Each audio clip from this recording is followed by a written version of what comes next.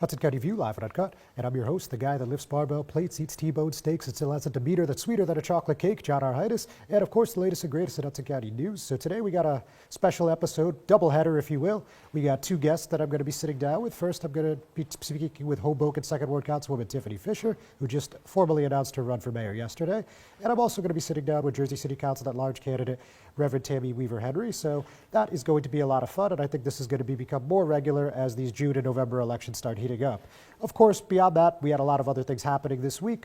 So first of all, you saw that the Jersey City Board of Education approved a preliminary budget over $1 billion.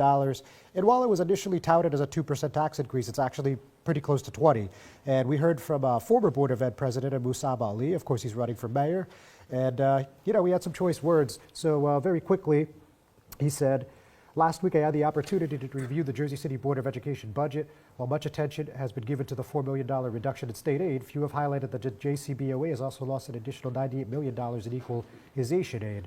So obviously that's not something that a lot of people were speaking about, as he highlighted. And towards the end of his statement, he said, "What's more, almost no legislators have acknowledged that this budget will result in a $90 million tax increase for hardworking homeowners in Jersey City." Beyond that, we also heard a little bit out of North Hudson, specifically the town of Guttenberg.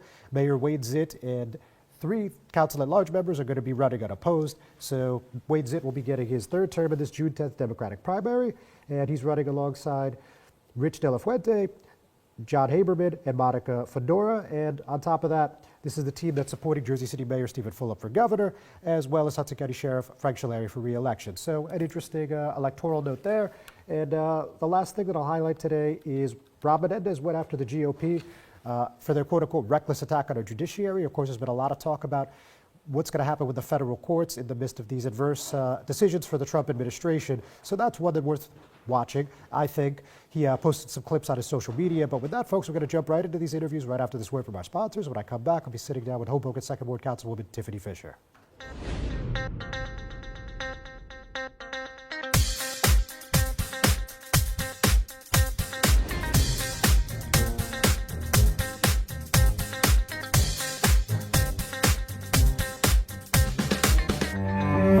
No one plans on heart disease, but everyone should have a plan for it.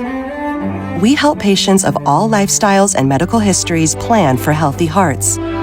We offer convenient screenings without judgment, hundreds of preventive programs, and women's heart specialists. And we're the largest cardiac surgery program in New Jersey. Make plans for a healthy heart with RWJ Barnabas Health. Let's be healthy together. Consumer Carpets, 3408 Kennedy Boulevard in the Jersey City Heights, your one-stop store for residential and commercial floor treatments, carpeting, linoleum, tiles, laminates, hardwood floors, area rugs, remnants, all major brands, all in stock. Free estimates, same-day installation. Consumer Carpets, it's savings, selection, installation. Credit cards and debit cards accepted. Financing available. Consumer Carpets, price to fit your budget, installation to fit your schedule. On the net at consumercarpets.com. Consumer Carpets, Jersey City, 201-792-2712.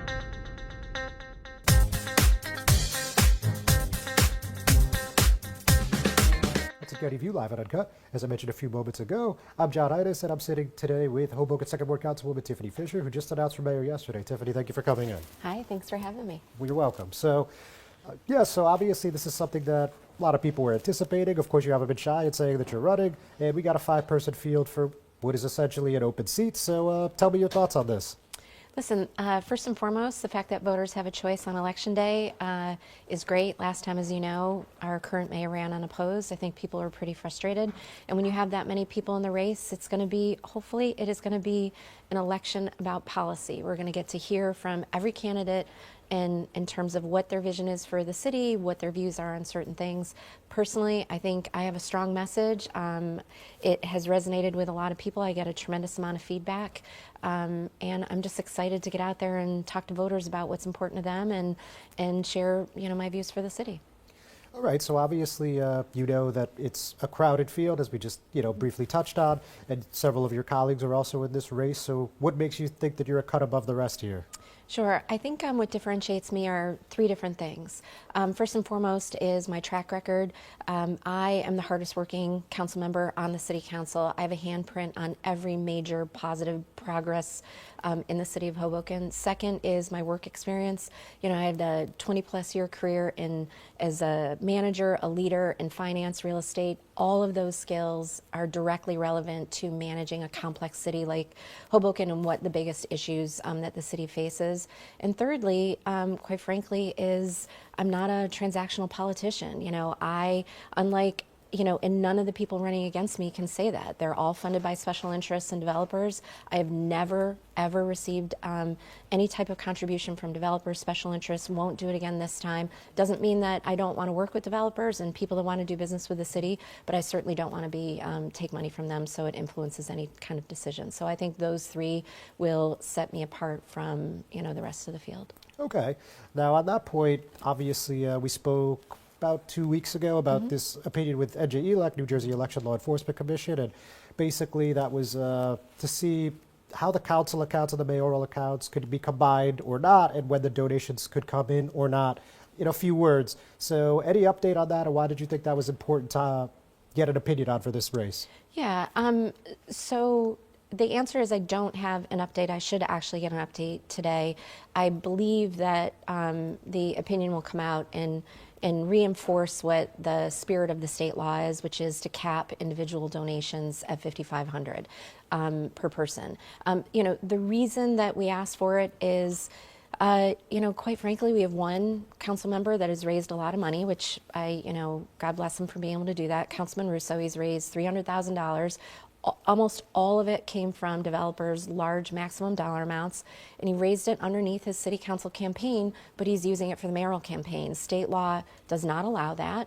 And then if he were to able to do it a second time and combine it, it ends up bringing the wrong type of influence into our local elections, exploiting a loophole that is inconsistent with state law. So it was kind of just, setting the record straight, making sure that we all understand what the rules are, and making sure everyone follows those rules. And my own personal opinion is that he is not following those rules. All right, fair enough. Well, looking forward to hearing the resolution there one way or the other. Now, obviously, when you're looking at the comments and, of course, the backroom chatter, if you will, about this race, there's the most, I guess, prominent thing that I see about you and these Facebook, Twitter, Instagram comments is like she stood up to Ravi and his administration, but by the same token, there are people that take that and say, well, she just hates this administration and anything around it, so how is she going to actually work with people? So what do you think of that kind of assessment? Yeah, so I have supported every good policy that's come out of this administration. I've been, I worked with this mayor on restructuring our water contracts, freeing up $30 million for the city. I've worked side by side with this mayor on rebuild by design every step of the way. I've worked with him on pedestrian improvements. I'm on the Vision Zero task force. So to say that I don't support, good policy, I don't work with the administration is wrong. I also, the administration isn't just this mayor, it's everyone within City Hall. I probably have the best relationship with people in City Hall, and I get more done for both the second ward in the city than any other council member, and it's because I work so closely with people and I work well with people. My criticism really for our current mayor is just how he's run the city. We're seeing it right now. My view has always been he's run it more from a campaign standpoint and chasing headlines as opposed to really just running the day-to-day operations of the city. And the great news is just by having a new mayor, when I'm mayor, is we have an opportunity to just run the city better, and it solves a lot of the issues that we're facing right now because the mayor is more focused on re-election than anything else. All right, Councilwoman, good stuff. We're not done yet. Folks, stay tuned. We'll be right back after this word from our sponsors.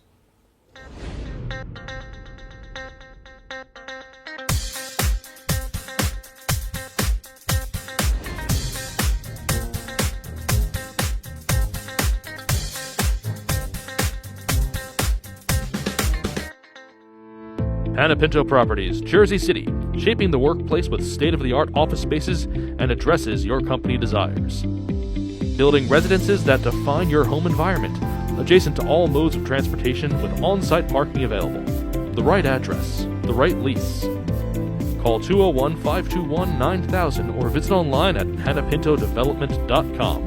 Panapinto Properties, building Jersey City for everyone.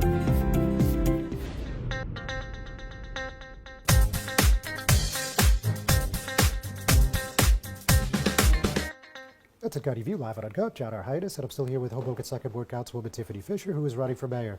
So speaking of campaigns, as you just noted on, we also are right in the thick of this June 10th primary in the 32nd Legislative District. Of course, where we both live is quite interesting, I think. We got 6 candidates, all that have their, name ID and fundraising capabilities, so it's going to be unlike any other race. Of course, there's no county line either. So where do you fall in all of that?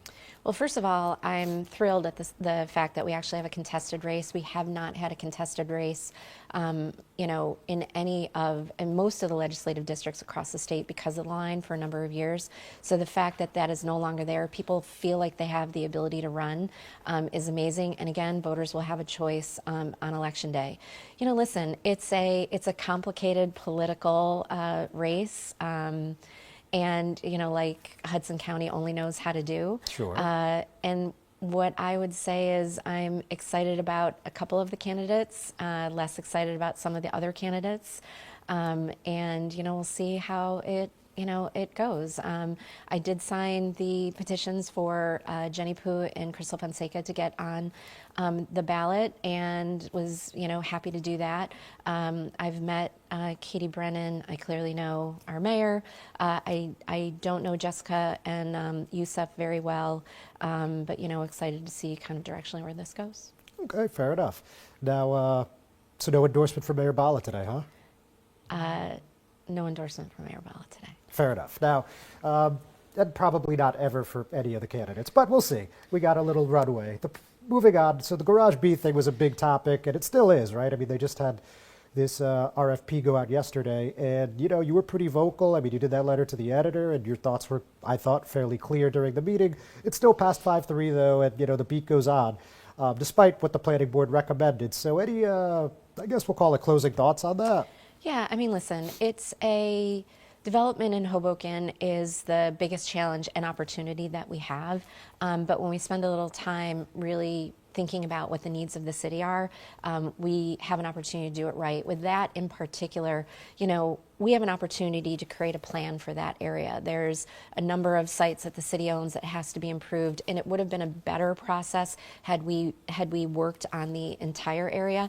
And I'm notwithstanding we didn't get a chance this time. I do think we're going to get a chance because even though it's moving forward at a rapid pace, I believe there's a 0% chance that project gets done. And the main reason for that right now is because parking is a real issue in Hoboken. There's 800 plus parking spaces that are heavily utilized there. There's, the mayor is putting up a process to redevelop the hospital and the garage in Midtown. That's an 850 more spaces. So you're talking about almost, and our 916 Garden parking garage has 300 parking spaces that just is taken out of commission. So you're literally talking about 2,000 municipal parking spaces that this administration is talking about pulling out of commission and has a 0% chance of actually happening. So, all right, well, fair enough. Now, when we're talking about that and some of the things you mentioned earlier about like your relationship with the development community, some people think you're anti-development, and there's actually a tweet this morning, I don't know if you caught, but it said something to the effect of, Tiffanie Fisher's a non-starter for me because she wants to turn Hoboken into Parsippany. I'm not quite sure what that means, but I guess I could glean that some people think you're anti-development. So what would Hoboken smart development look like under your administration? Listen, smart development looks like what happened in the North End and what's happening in the North End. So in the North End, we spent 2 years putting in a community-driven plan that had increased heights that we haven't seen in Hoboken, but we made sure that we had open space. We made sure the developers are paying community benefits, contributing to the infrastructure upgrades, and they're contributing to putting in a new light rail on the North End of Hoboken. In addition to that, they're going to build us a new municipal garage. They're going to build us space for a new library. They're going to build us space, just general space for municipal purposes, and space for a permanent pickleball club, on a ground floor. So, and they're building to plan. right? We put a plan in place and we have developers that are funding what the city needs. That's what smart development looks like. And it's a partnership with our development community. It's a partnership just with the members of our community to be able to have improvements within Hoboken, but make sure that that all of our needs are addressed in the process. That's smart development. All right, and very quickly, if you could. One more thing, just quickly, and that I had my handprint all over that. I've been on the North End Community Development Plan for the last 8 years, and I was a main driver to how that plan got built. So that's not speculation. I was at the table every step of the way directing where we were going to go and the outcome of that plan and the development in the North End. And just, if you could, what's going on with the reinstatement of former Fire Chief Brian Crimmins? No idea. Literally no idea. We're watching it not from afar. We're seeing exactly what the public is seeing. We're seeing that multiple decisions have been made to reinstate him. We're seeing some of the firefighters are putting in their notice to retire. It was their time, but some of the controversy around it seems to be evolving, but I honestly don't know where it's going to land. Fair enough. Councilwoman, thank you for coming in. Thanks for having me. Thanks so much. Ladies and gentlemen, don't go anywhere. When I come back, I'll be sitting down with Jersey City Council at-large candidate, Reverend Tami Weaver-Henry. We'll be right back.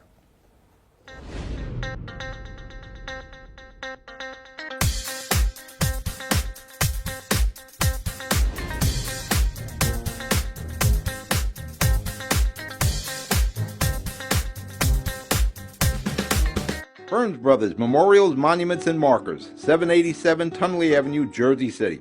Hudson County's only monument maker, serving all faiths and cemeteries. Design, studio, and large inventory on site. Cemetery inscriptions and custom orders welcome. Burns Brothers Memorials, Monuments, and Markers, 787 Tunley Avenue, just south of Secaucus Road. Craftsmanship that will last for all eternity. Burns Brothers, Jersey City, Albert H. Hopper, North Arlington. Visit us on the net. Newport, the luxury waterfront community on the Hudson River, offers a quality of life you deserve in one of our many high-rise towers. With amenities such as the on-site Newport Path, light rail, Newport Town Square, 3 playgrounds, dog run, upscale restaurants, retail giants like Kohl's, JCPenney, Macy's, and Target. Morton Williams and Acme Supermarket are just outside your front door. A health and fitness center, skating rink, and medical facilities are also on site. Enjoy the New York skyline from our waterfront and various parks. Manhattan is just one pass stop away, or quick ride through the Holland Tunnel. Nursery and private elementary schools all on site. 12-screen movie theater at the Newport Center Mall. Looking to visit? Stay at the Westin or Marriott Hotel. For more information, visit us at newportnj.com. Make lasting memories to cherish forever. It's incredible. It's you, Newport. Live like you want. Comprehensive healthcare is here, here, and here. RWJ Barnabas Health is healing, enhancing, and investing in Hudson County with its 2 newest locations, Hoboken and Exchange Place. Within walking distance or accessible by mass transit, our locations combine convenience with primary and specialty care, including cardiology, women's health, orthopedics, cancer care, and more. Let's be healthy together.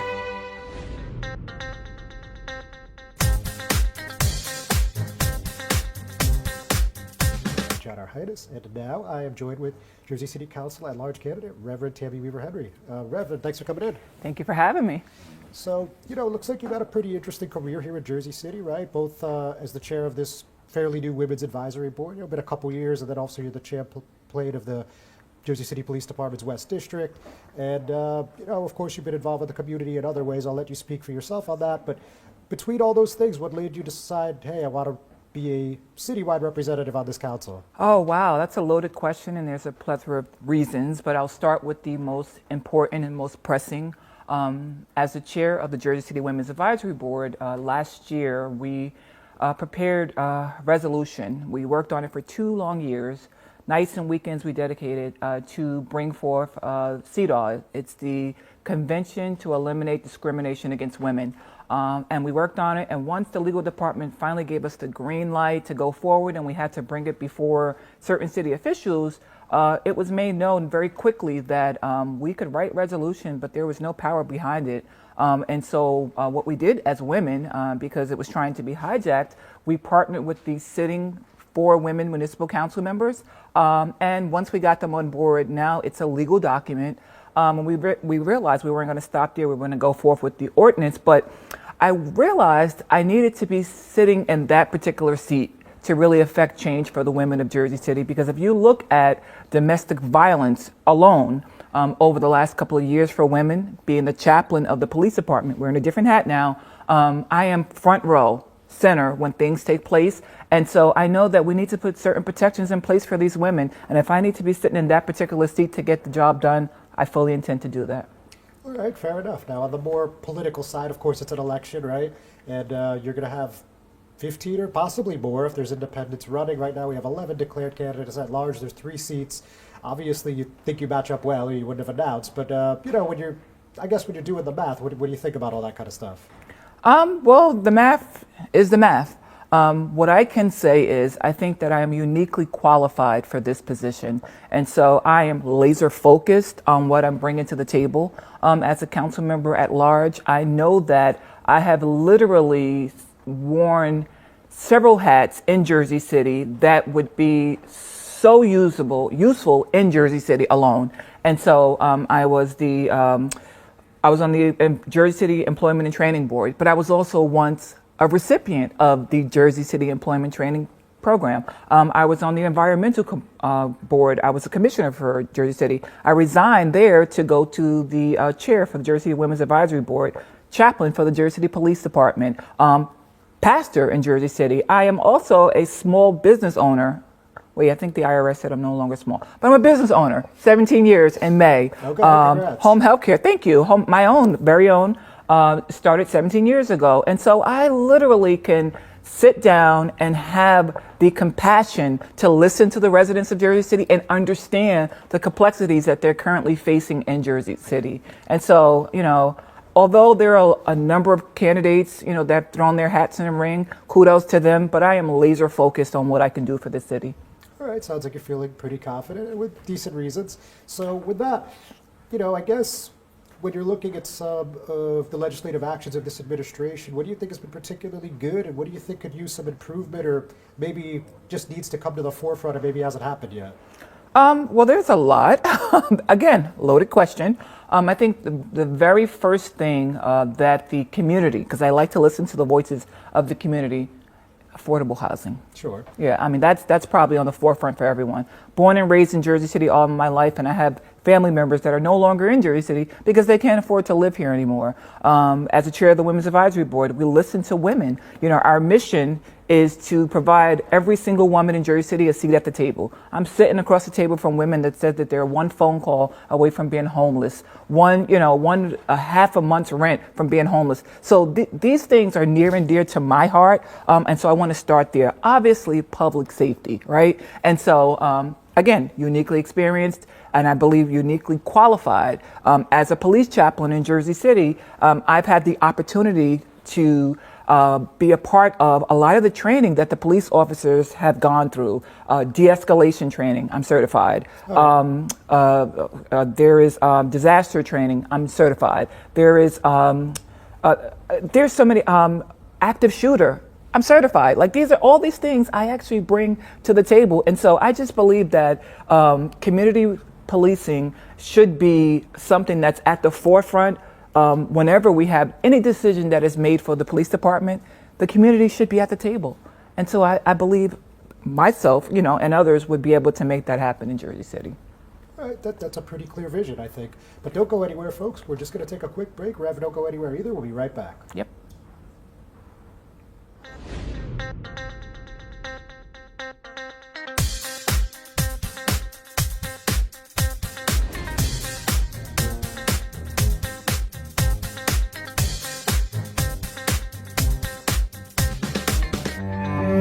No one plans on heart disease, but everyone should have a plan for it. We help patients of all lifestyles and medical histories plan for healthy hearts.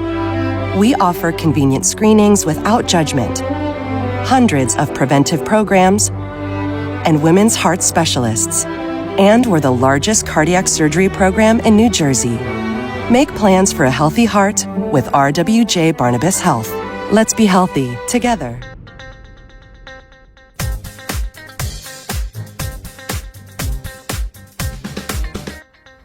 Hudson County View live at Uncut. John Arhitis, and I'm still here with Jersey City Council at Large candidate, Reverend Tami Weaver-Henry.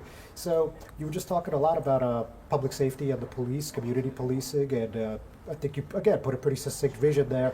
But I just quickly, you remember at the last council meeting, there was a vote of no confidence against the public safety director, passed 6-3. So if you were sitting on the dais, do you think that would have been the right move, something you would have supported, or?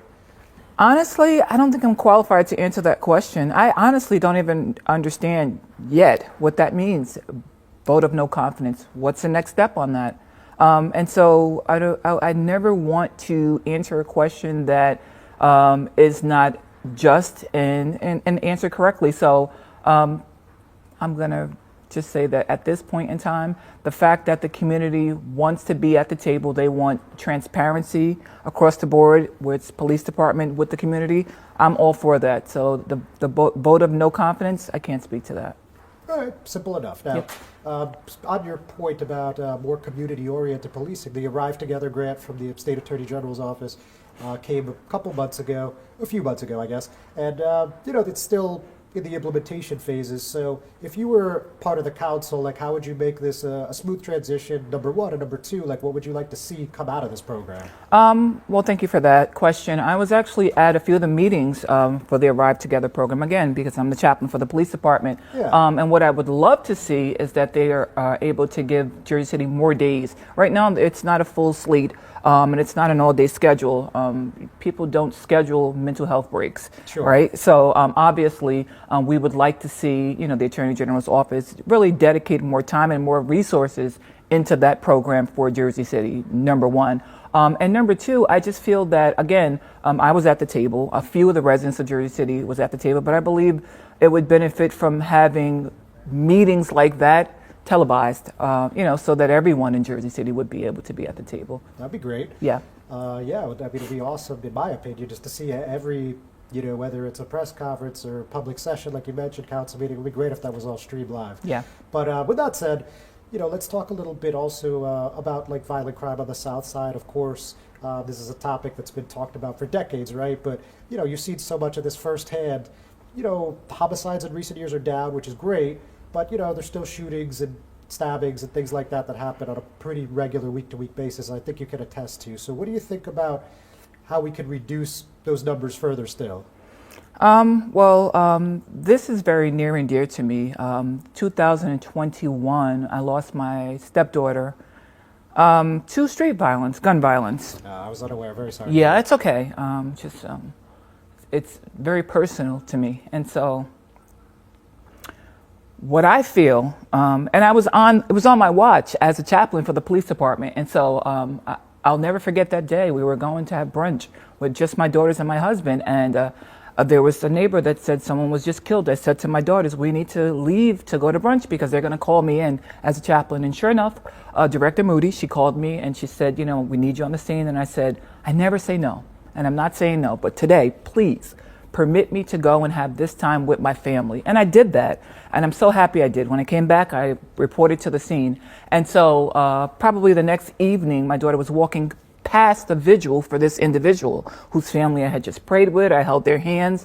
And so she was killed, innocent bystander. And so this is where we are today, right? And so what I would say is right now in Jersey City, there are a number of programs and grassroots nonprofits that are out there fighting the good fight for crime and really trying to minimize crime in Jersey City. And so I've always been told that there's a tale of two cities. Never really understood it until then when my daughter was killed. And so what I would say as a councilwoman, I want to bring these different programs to the table with the police department, with the community. Let's have a sit down on how we can help these at-risk youth because people say that, they're underprivileged. I don't believe in underprivileged. I believe in undereducated. Give them something else to focus on rather than joining gangs and being on the street corners or doing other things that are going to get them in trouble. So, again, my stance on, violence south of the city is very, very personal. And I know that once we bring different individuals to the table, they're going to be willing to talk because the temperatures have changed in Jersey City. And right now, so many are willing to come to the table and talk it out and hash it out. And I believe if you have a sound mind at that table, there is really no stopping to what we can accomplish together in this city. Yep. All right, Rev, any closing thoughts? Yeah, what I will say to the residents of Jersey City is that I have been fighting all of my life. At the age of 18, I had to literally adopt two of my mother's children and raise them as my own, in addition to my one child that I had. And so I've gotten to where I am today as an individual because I never backed down from a fight. I never accept when someone tells me what I cannot do. I usually prove to them what I can do. And what I want to say to Jersey City is, if they give me the opportunity, I will prove to them that I will fight for them and I will never back down for anything they bring to my table and that seat. Trevor, thank you so much. Best of luck. Thank you. Ladies and gentlemen, thanks for tuning in. We're actually done for the week. Time flies when you're having fun. We'll catch you next time.